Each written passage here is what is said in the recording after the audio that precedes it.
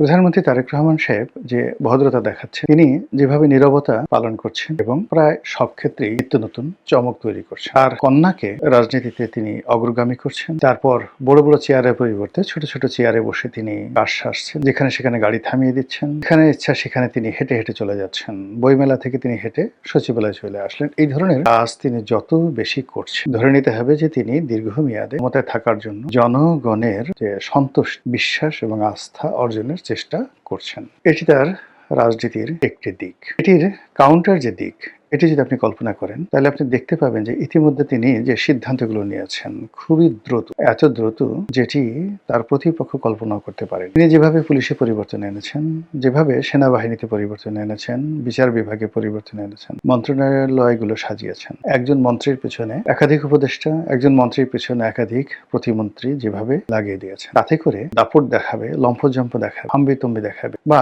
মন্ত্রীরা খুব ক্ষমতাধর হয়ে পড়বে মনে হচ্ছে না। অবস্থা দৃষ্টি মনে হচ্ছে কঠোরতার দিক থেকে তিনি আলাউদ্দিন খিলজির নীতি অনুসরণ করেন। আলাউদ্দিন খিলজি, সম্রাট আলাউদ্দিন খিলজি এবং গিয়াসউদ্দিন বলবনকে বলা হয় ভারতবর্ষের ইতিহাসের সবচেয়ে কঠোর শাসক। তারা তাদের পুরো রাজত্বকে গোয়েন্দা নেটওয়ার্কে আবদ্ধ করে ফেলেছিলেন এবং তাদের মন্ত্রীরা একে অপরের বাসায় দাওয়াত পর্যন্ত খেতে পারতেন। তাদের পারস্পরিক মেলামেশা বন্ধ হচ্ছে, এরকম একটি অবস্থা, এবং তার সুফলও তারা পেয়েছিলেন। আবার অন্যদিকে তিনি যে বিনম্রতা দেখাচ্ছেন, ভদ্রতা দেখাচ্ছেন, এটি দিল্লির শাসক নাসিরউদ্দিন শাহের মতো। আপনারা জানেন গিয়াসউদ্দিন বলবনের মেয়ের জামাই যে দিল্লির সম্রাট নাসিরউদ্দিন শাহ নিজের হাতে রান্না করতে গিয়ে হাত পুড়িয়ে ফেলতেন। তার স্ত্রী একটা দাসী চেয়েছিল, তিনি সেটা দিতে পারেননি, বললেন যে ঠিক আছে, তুমি যেহেতু রান্না করতে পারছো না, আমি রান্না করবো। এরকম নরম প্রকৃতির মানুষ ছিলেন। তো তারেক রহমান সাহেব তার চরিত্রে দিল্লির বাদশাহ নাসিরউদ্দিন আর একই সঙ্গে গিয়াসউদ্দিন বলবন এবং আলাউদ্দিন খিলজির কঠোরতা তিনি অবলম্বন করছেন। তিনি অবস্থার দৃষ্টি মনে হচ্ছে তার অতীতকে ভুলেননি, যার সঙ্গে তার ভালোবাসা ছিল, বিশ্বস্ততা ছিল, এবং এই ভালোবাসাগুলো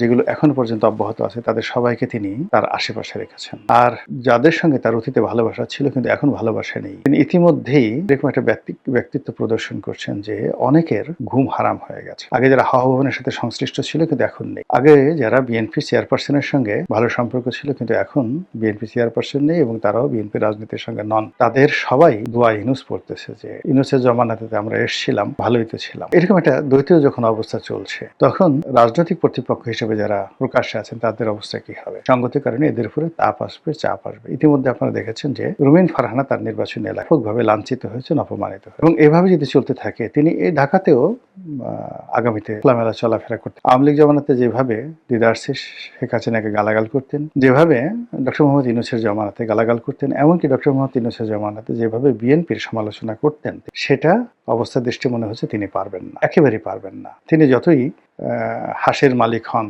হাঁসকে আদর করেন, যতই তিনি রায়বাগানী হন, রাষ্ট্রশক্তির সঙ্গে আসলে পারা যায়। আর তিনি এমন একটা অবস্থায় পৌঁছে গেছেন, সব কথা, তিনি আমার খুব স্নেহভাজন ছোট বোন, সব কথা বলা যাবে না, তিনি খুব ভালো করে যান। তার ব্যক্তিগত জীবন, তার পারিবারিক জীবন, তার রাজনৈতিক জীবন বিএনপির সাথে এমন জটিলতা তৈরি করেছে, সেই জটিলতার সঙ্গে অনেক কিছু জড়িত, এটি তিনি রাতারাতি সমাধান করতে পারবেন, মরে গেলেও তিনি সমাধান করতে পারবেন। আজ জাহিদকে, ডাক্তার জাহিদ, যে তাকে যে মন্ত্রী পরিষদে নেওয়া হলো, উপদেষ্টা মন্ডলীতে নেওয়া হলো, মূলত রুমিন ফারহানাকে অপমান করার। আপনারা তো সবাই জানেন যে ডাক্তার জাহিদের সাথে রুমিন ফারহানার যে একটা স্ক্যান্ডাল, এটি নিয়ে মানে রুমিন ফারহানা বা জাহিদ কেউ কোনো কথা বলেন, কিন্তু এই স্ক্যান্ডালটা সারা বাংলাদেশে মশহুর হয়ে গেছে। তার প্রেক্ষিতে রুমিন ফারহানা নদীর ওপারে আর অপর পারে জাহিদকে যখনই তুলে ধরা হলো, হিমালয়ের চূড়ায় বসানো হলো, এটা রুমিন ফারহানাকে অপমান করার জন্য।